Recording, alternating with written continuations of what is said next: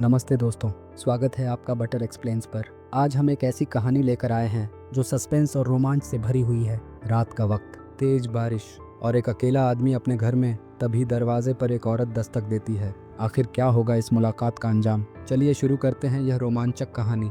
यह कहानी शुरू होती है पैट्रिक से, जो एक बुजुर्ग आदमी है और अपने घर में अकेले बैठा है। रेडियो पर एक गाना बज रहा है और मेज पर एक छोटी सी शराब की गिलास रखी है। गाने की धुन सुनते हुए वह एक लड़की को याद करता है जो कभी बारिश में उसके घर के बाहर उसकी गाड़ी की खिड़की से झांक रही थी। बाहर मूसलाधार बारिश हो रही है और पैट्रिक के ख्याल भी उस मौसम की तरह भारी हो जाते हैं। उसने पास में रखा एक छोटा शीशा हटा दिया। इसी दौरान बाहर बिजली चमकती है और दरवाजे पर जोर की दस्तक होती है। पैट्रिक दरवाजे की ओर ध्यान से देखता है और कहता है कि जो भी है चला जाए, लेकिन दस्तक जारी रहती है और एक औरत बाहर से चिल्लाती है कि उसे अंदर आने दिया जाए। पैट्रिक थोड़ा झिझकता है लेकिन फिर दरवाजा खोलता है। सामने एक लड़की है जो बारिश में पूरी तरह भीग चुकी है और शहर तक लिफ्ट चाहती है। उसका ट्रेलर पास ही खड़ा है। वह अपनी रसोई को देखता है और फिर उसे अंदर आने देता है। वह ठंड से कांप रही है और पैट्रिक द्वारा दिया गया तौलिया लेने से इनकार कर देती है। कहती है कि उसे सिर्फ शहर पहुंचना है। पैट्रिक उसकी देर रात की परेशानी के बारे में पूछता है और पता चलता है कि वह बस घर से भागी है, लेकिन पैट्रिक की गाड़ी खराब है और इस समय बसें भी नहीं चलती। पैट्रिक माफी मांगता है कि उसने देर से दरवाजा खोला क्योंकि यहाँ के बच्चे अक्सर शरारत करते हैं। मेज पर रखे गिलास को देख वह फोन मांगती है, लेकिन पैट्रिक थोड़ा चौंकता है जब वह कहती है कि वह बीच पर तैर रही थी। पैट्रिक उसके गंदे और नंगे पैर देखता है और सोचता है कि वह यहाँ तक कैसे पहुंची। वह उसे बैठने का न्योता देता है, यह महसूस करते हुए कि वह थकी हुई है। वह चाय ऑफर करता है लेकिन वह सिगरेट मांगती है जो उसके पास नहीं है। जब वह चाय सामने रखता है तो वह फिर से टैक्सी का अनुरोध करती है। कहती है कि वह पास है लेकिन इस मौसम में चल नहीं सकती। पैट्रिक समझ जाता है कि वह इस इलाके की नहीं है क्योंकि तैराकी का मौसम काफी पहले खत्म हो गया और ऐसी बारिशें तो गर्मियों में होती हैं। वह उसे शराब ऑफर करता है लेकिन वह फोन पर अड़ी रहती है। वह उसे सिक्के देता है और कहता है कि मोबाइल नहीं है और उसे बाहर पार्क के गेट के पास के फोन बूथ का इस्तेमाल करना पड़ेगा। वह लड़की उसकी मदद के लिए शुक्रिया अदा करती है और जाने की तैयारी करती है, लेकिन पैट्रिक याद दिलाता है कि पार्क अभी भी बंद है। अनिच्छा से वह रुकने का फैसला करती है और अपने कपड़ों के सूखने का इंतजार करती है। इसी दौरान वह पैट्रिक से उसके बारे में सवाल पूछने लगती है। पैट्रिक उसे बताता है कि वह समुद्र किनारे बड़ा हुआ था और 20 की उम्र में शहर आया। वह कमरे में इधर उधर देखती है और एक ड्रेसर पर कुछ औरतों की चीजें जैसे एक छोटी घड़ी पाती है। वह अपनी बेरोजगारी का जिक्र करती है और उनकी समान परेशानियों पर बात होती है। पैट्रिक उसे बताता है कि वह एक इलेक्ट्रीशियन था लेकिन एक हादसे के बाद उसने वह काम छोड़ दिया। बातों के दौरान वह एक लॉकेट पाती है जिसमें बालों का एक गुच्छा होता है। पैट्रिक उससे उसकी जिंदगी के बारे में पूछता है लेकिन उसके अधूरे जवाब उसे शक में डालते हैं। वह उसे गर्म पानी से नहाने की सलाह देता है, यह देखकर कि वह ठंड से कांप रही है। बाथरूम में वह अपने झुमके को छूती है और फिर पानी के नीचे खड़ी होती है।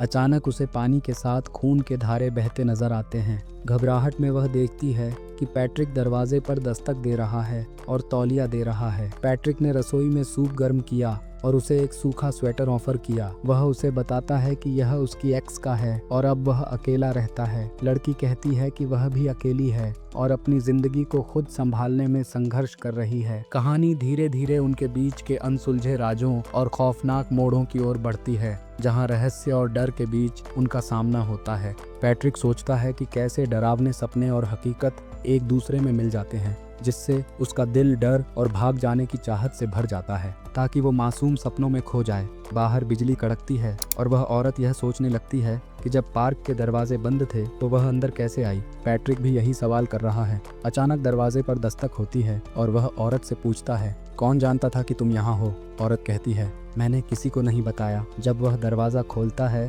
तो वहाँ कोई नहीं होता। बाहर बारिश हो रही होती है, हवाएं चल रही होती हैं और गरज की आवाज आ रही होती है। वह औरत को बताता है कि पार्क के बच्चे अक्सर उससे मजाक करते हैं। जैसे ही वह सिंक की तरफ बढ़ता है, औरत दरवाजे को देखती है और याद करती है कि उसने दरवाजा बंद किया था। पैट्रिक चुपके से एक शीशी को देखता है और औरत उसके जूते के पास रखी बूटियों को देखती है जिसमें उसने सूप डाल दिया है। अचानक बिजली चली जाती है और चारों ओर अंधेरा छा जाता है। पैट्रिक टॉर्च जलाता है और छत पर नजर डालता है। उसे लगता है कि शायद कोई पेड़ गिरा है जिसकी वजह से बिजली की लाइनें टूट गई हैं और औरत को ज्यादा देर रुकना पड़ेगा। वह सूप से भरे बूट पहनने में झिझकता है और बाहर जाने का मन नहीं करता। औरत कहती है, मेरी सोच ने मुझे भ्रमित कर दिया है, अब मुझे शर्मिंदगी महसूस हो रही है। पैट्रिक उसे बताता है, तुम जब चाहो जा सकती हो। दिन वह सर्किट ब्रेकर चेक करने जाता है और औरत उसके पीछे आती है, टॉर्च हाथ में लेकर। पैट्रिक एक बॉक्स खोलता है और बचपन में बिजली जाने पर हुए डर के बारे में बताता है। औरत एक टूल बॉक्स में खून देखती है,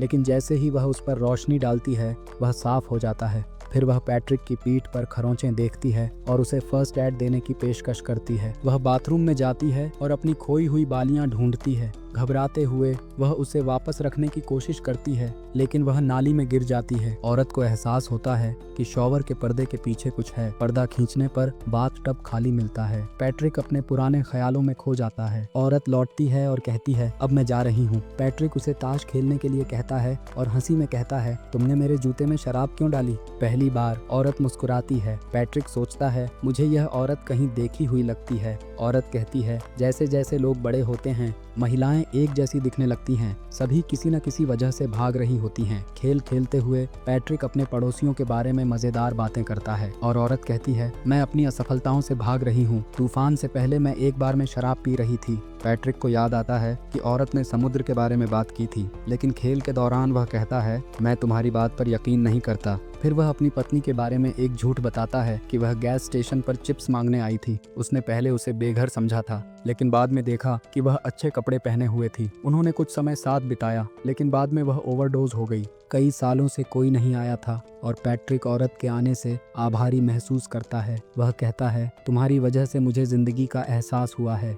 वह फिर से औरत के गिलास में शराब डालता है, लेकिन जैसे ही वह उसे उठाती है उसमें लिपस्टिक का दाग दिखता है, जिससे उसकी शंका फिर से बढ़ जाती है। तूफान तेज हो जाता है और पैट्रिक बाहर जाता है। औरत को फोन की आवाज़ सुनाई देती है और वह उस आवाज़ का पीछा करती है। वह एक कमरे में जाती है और बिस्तर पर एक मृत औरत को देखती है जो चादर के नीचे छिपी होती है। औरत डर के मारे छिपने की कोशिश करती है और खिड़की से भागने की योजना बनाती है। वह एक हथौड़ा उठाती है जिसे उसने खून से सना हुआ समझा था, लेकिन जब वह उसे उठाती है तो वह फिर से खून से सना हुआ लगता है। वह समझ जाती है कि उसका एकमात्र रास्ता दरवाजे से बाहर जाना है। वह स्टोर रूम से बाहर निकलती है और पैट्रिक से टकराती है, जो उसे पकड़कर बांध लेता है। वह उसकी मुंह खोलता है और एक अजीब द्रव पदार्थ उसे पिलाता है। औरत प्रतिकार करती है, लेकिन पैट्रिक उसे खींचकर बेडरूम में ले जाता है और एक मृत शरीर के पास फेंक देता है। औरत अपने हाथ छुड़ाने और खिड़की से भागने की कोशिश करती है। पैट्रिक औरत के बारे में बात करता है कि वह कैसे चिप्स मांगने आई थी और खुशी खुशी उसकी कार में बैठ गई थी। फिर वह औरत से कहता है कि रात के अंधेरे में अजनबी के घर आकर उसे क्या उम्मीद थी, किस्मत का इससे कोई लेना देना नहीं है। वह कहता है, यह सब चुनावों का मामला है। औरत महसूस करती है कि वह बेहोश हो रही है क्योंकि पैट्रिक ने उसे जहरीला पदार्थ दे दिया है।